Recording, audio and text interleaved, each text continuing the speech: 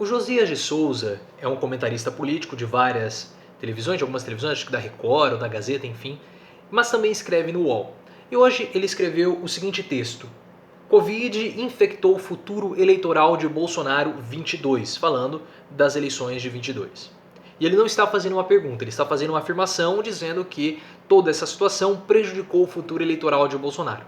Eu acho um pouco precoce nós falarmos sobre isso, cravar qualquer coisa ou tentar fazer qualquer tipo de previsão a respeito de 22. Isso porque, mesmo com esse início da crise no nosso país e a possível deterioração econômica, que já é praticamente certa, e as atitudes de Bolsonaro que foram mais atitudes para prejudicar o bom enfrentamento da situação do que para, de fato, ajudar no auxílio de evitar que o vírus se propague aqui no nosso território, mesmo com tudo isso, Bolsonaro manteve a sua aprovação. 33% das pessoas aprovam Bolsonaro.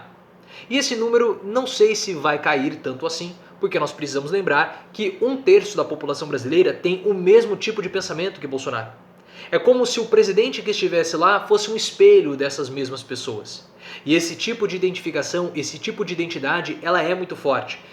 Seja no marketing, seja na eleição. E há um componente identitário muito poderoso, muito significativo na hora de você decidir quem que vai ser o seu candidato.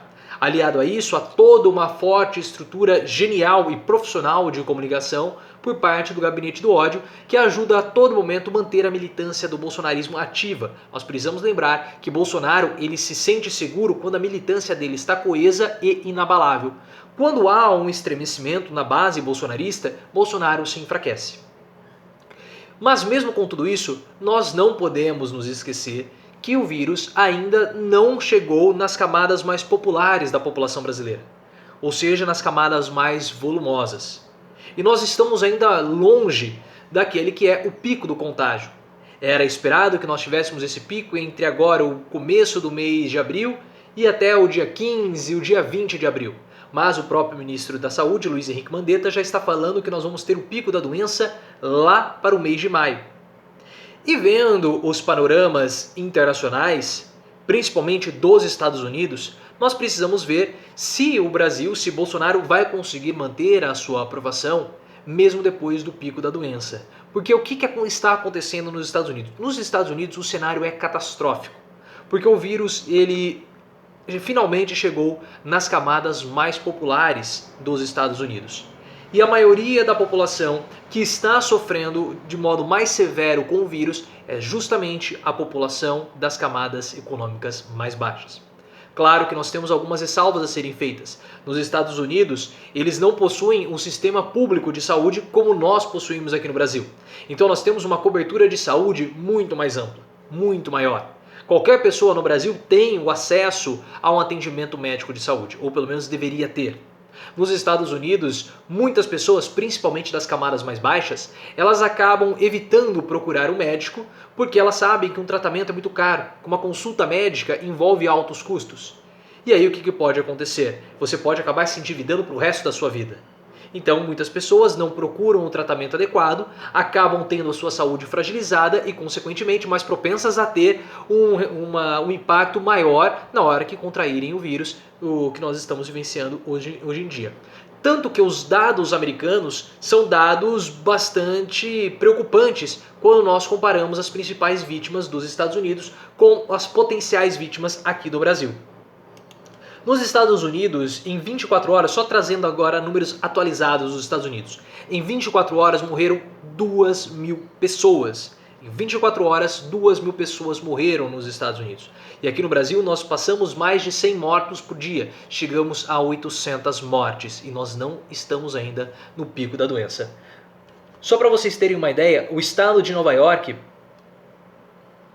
é o principal foco da epidemia nos Estados Unidos, com quase 5.500 mortes e 140 mil casos, principalmente na cidade de Nova York, a capital econômica do país, e que hoje está praticamente paralisada.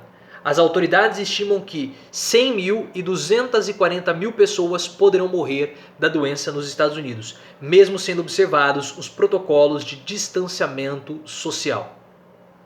Então, nos Estados Unidos, a situação está muito séria lá. Donald Trump demorou para fazer a política do isolamento.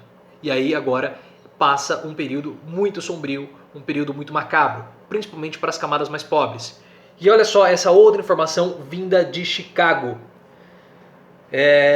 A prefeita de Chicago, a Lori Lightfoot, que ela é negra, anunciou que essa semana as estatísticas do surto em sua cidade. Os afro-americanos são responsáveis por mais da metade dos que tiveram resultados positivos e 72% das fatalidades relacionadas ao vírus em Chicago, mesmo que eles representem pouco menos de um terço da população. Então mesmo os negros representando menos de um terço da população, 72% dos mortos pelo vírus em Chicago são negros. E em Nova York, na cidade de Nova York, a principal ocorrência é no Queens, mas os casos mais sérios e as principais fatalidades, os principais índices de mortalidade ocorrem no Bronx. O Bronx é um bairro majoritariamente composto por pessoas negras e também de baixa renda. Então há algo, não significa que o vírus ele é mais propenso a atacar pessoas negras, que os negros eles são mais suscetíveis a terem estágios avançados da doença. Não, não é isso, estágios mais graves da doença. Não, não é isso. É que a população negra acaba se confundindo com a população de baixa renda nos Estados Unidos e aqui no Brasil também. Ou seja, esse vírus é altamente perigoso com pessoas de baixa renda. Se nos Estados Unidos há uma limitação no acesso à saúde, principalmente pelo ponto de vista econômico, aqui no Brasil, muitas pessoas de baixa renda possuem a sua saúde debilitada por conta das condições sanitárias das quais são expostas. Nós precisamos lembrar que 42% da população brasileira 48% da população brasileira não possui tratamento de esgoto, não possui coleta de esgoto, ou seja, nós não vivemos em condições adequadas necessárias. Então esse vírus, quando ele pega uma pessoa e evolui numa condição como essa, e evolui para um estágio mais avançado, um estágio mais grave, ele é praticamente mortal. Então nós não tivemos ainda no Brasil a infecção chegando nas camadas mais populares. E quando essa infecção chegar, poderá ser uma tragédia. Muito tem sido falado a respeito de tratamentos, muita coisa tem sido especulada, que aqui no Brasil, por conta da BCG, que é a vacina da tuberculose, o vírus poderia ser mais ameno. Isso é uma especulação, é uma hipótese. Muito tem sido falado também da hidroxicloroquina. Isso também é uma especulação. Existem dados que mostram a eficácia, mas existem outros dados que mostram que não é eficaz. Então é muito necessário tomar cuidado com isso. Foi liberado o uso da hidroxicloroquina muito mais por uma pressão política do que por um fato científico. Então nós precisamos ainda tomar muito cuidado com isso. Precisamos dar tempo para os cientistas, tempo para as organizações competentes para estudarem o comportamento viral aqui no Brasil antes que essa pandemia acabe afetando principalmente as camadas mais pobres e que são a maior parcela da população e são os mais vulneráveis. E aí, esse contágio, essa contaminação nas camadas mais pobres acaba afetando sim o futuro eleitoral de Bolsonaro. Porque nós temos uma parcela considerável da população brasileira de baixa renda que vota em Bolsonaro. E aí, quando parentes dessas pessoas começarem a morrer, quando os empregos começarem a ser perdidos e elas começarem a observar que Bolsonaro não fez nada, mesmo havendo um caráter altamente religioso com Bolsonaro, altamente fanático e muito quase irracional, mas na verdade é irracional, essas pessoas vão começar a ter a sua fé, a sua crença em Bolsonaro ameaçada. Porque elas vão falar, poxa, mas Bolsonaro falou que era uma gripezinha. E os governadores vão fazer os protocolos com a cloroquina, mas mesmo assim muitas pessoas vão morrer. Então esse é o teste de fogo de Bolsonaro para 2022. Passar por esse momento de pico. E o próprio Mandetta falou, nós iremos passar por um desfiladeiro. Você quer passar rápido ou você quer passar devagar? E talvez pensando nesse momento de crise, Bolsonaro já começou a atenuar o seu discurso. Mas a gente sabe que o que Bolsonaro fala hoje já não vale para amanhã. A posição de Bolsonaro hoje, amanhã já pode mudar, ele muda completamente, constantemente de postura. Mas Bolsonaro já começou a fazer acenos para o parlamento. A própria Globo hoje, no jornal Hoje, disse que Bolsonaro está afrouxando o tom, está falando em fazer pontes, coisas do tipo, mas temos que ver se isso vai perdurar. Olha só o que Bolsonaro estava falando, né, já está se reunindo com líderes do Centrão. Bolsonaro vem procurando nos últimos dias os caciques do Centrão, grupo de perfil mais fisiológico. Isso tudo aqui é o antagonista falando. Depois de receber Ciro Nogueira do PP, ele recebe agora os chefes do Republicano e do Partido Liberal. E há uma preocupação, porque as pesquisas recentes mostram que há uma aprovação da população com o comportamento do João Dória e também do Wilson Witzel, que tem adotado posturas diferentes da postura do presidente Bolsonaro. E o próprio antagonista trouxe uma notícia logo hoje na manhã, falando o seguinte: Bolsonaro perde São Paulo. O estado de São Paulo, que elegeu Jair Bolsonaro, deve estar arrependido. O desempenho do presidente na epidemia, segundo o Datafolha, foi reprovado por 43% dos paulistas e aprovados por apenas 28%. 58% dos paulistas entrevistados responderam que Jair Bolsonaro mais atrapalha do que ajuda, e 52% disseram que ele perdeu as condições de governar. São Paulo é um colégio eleitoral fortíssimo e muito importante. É um berço eleitoral forte que precisa ser conquistado, ou pelo menos precisa amenizar as perdas em São Paulo para ter uma projeção nacional e principalmente uma vitória nas eleições. Não estou dizendo que São Paulo é essencial ganhar em São Paulo para vencer as eleições de 22 ou para vencer uma eleição presidencial, mas é importante ter uma base forte em São Paulo porque é um colégio eleitoral significativo. E Bolsonaro não está tão bem visto em São Paulo como ele era visto anteriormente, pelo menos agora. Mas o que isso significa? Significa que essas pessoas não vão votar em Bolsonaro? Isso não sabemos, porque como eu falei para vocês no vídeo de ontem, a política é um jogo muito complexo e falta ainda uma figura que possa ser uma alternativa ao presidente. E hoje nós não temos isso. Quem é a alternativa ao Bolsonaro? Ciro Gomes? Ciro Gomes tem a projeção nacional necessária para fazer isso? Porque durante o Covid, o Ciro Gomes sumiu da televisão. Ele não está conseguindo mais ter penetração na televisão, na grande mídia, somente na internet. E é necessário que ele tenha essa penetração com a população, mas ele não está mais conseguindo. Quem tem é João Dória. Mas João Dória possui contra ele uma forte máquina de destruição de reputações, que é o gabinete do ódio.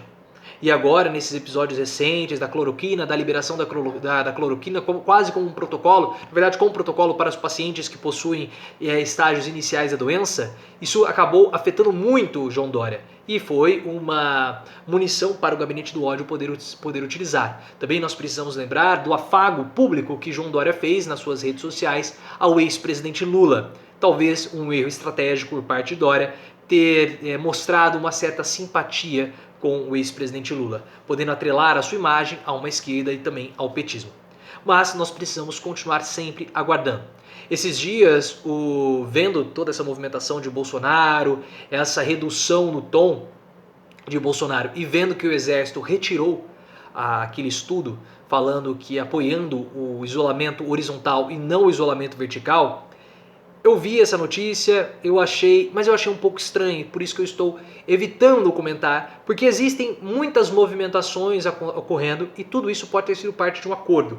Então, antes de nós tirarmos conclusões precipitadas a respeito da relação de Bolsonaro com o Exército e com os outros parlamentares, principalmente o Centrão, vamos esperar o anão Boca de Graxa falar mais alguma coisa via imprensa, porque eu estou adotando muita cautela nessa relação Bolsonaro, militares e agora nesse afago aos líderes do Centrão. Talvez possa ter ocorrido um grande acordo, mas vamos continuar esperando para que tudo isso possa ser esclarecido nos próximos dias e com certeza isso tudo vai ser. O objetivo desse vídeo era traçar para vocês um panorama eleitoral de Bolsonaro e nós precisamos ficar atentos a uma outra situação.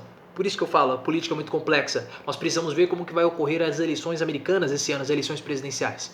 Como que a pandemia vai afetar o desempenho eleitoral de Donald Trump. Donald Trump, de direita, tem uma posição parecida com a Bolsonaro, só que Bolsonaro está, nesse momento, sendo muito mais radical do que o próprio Trump. Bolsonaro nega a política do isolamento. Trump negou no começo, mas já abraçou. E agora reforça a importância de ficar em casa. Então vamos ver como que essa política... como que a pandemia vai afetar a política americana agora nas eleições. E hoje nós também tivemos a desistência do Bernie Sanders. O Bernie Sanders era um candidato democrata, estava ali disputando as primárias contra o Joe Biden. Sanders começou muito bem no início das primárias, mas foi perdendo seu gás. E ele representa uma ala mais radical da esquerda, quase de fato um socialista. E ele foi perdendo espaço para o Joe Biden, que possui um discurso mais moderado, um discurso mais de centro. E talvez, nesse momento, vendo o radicalismo de Trump, e aqui no Brasil talvez um radicalismo de Bolsonaro, principalmente no modo de lidar com o Covid, pode ser que esses ventos acabem mudando para um candidato mais moderado, ou pelo menos um candidato mais de centro. Mas tudo isso passa também pelas eleições dos Estados Unidos, que possivelmente vão ocorrer no final do ano. Então são muitas vertentes em jogo, são muitas variáveis para dizer que essa pandemia afetou o desempenho de Bolsonaro para 22. Até o momento, o que eu posso dizer? Não afetou. Não afetou. Porque as pesquisas mostram o Bolsonaro consolidado com a sua base de apoio. Não há uma outra opção a Bolsonaro nesse momento, não há um candidato. E também nós precisamos ver como que vai acontecer no ápice da crise, se Bolsonaro vai passar ileso ou se ele vai passar muito cambaleado. Vamos esperar, porque todo dia nós temos atualizações desse cenário, porque nós estamos hoje vivendo um dia de cada vez. Vamos esperar os próximos desdobramentos, vamos ver as próximas movimentações nos bastidores do Palácio Planalto. Quem sabe o anão, boca de graxa, solta alguma coisinha nos próximos dias. Vamos continuar aguardando, esperando e sem tomar conclusões precipitadas, porque aí nós vamos acabar errando. Se você chegou até aqui, considere se inscrever e também me siga lá no Twitter, @profileoficial.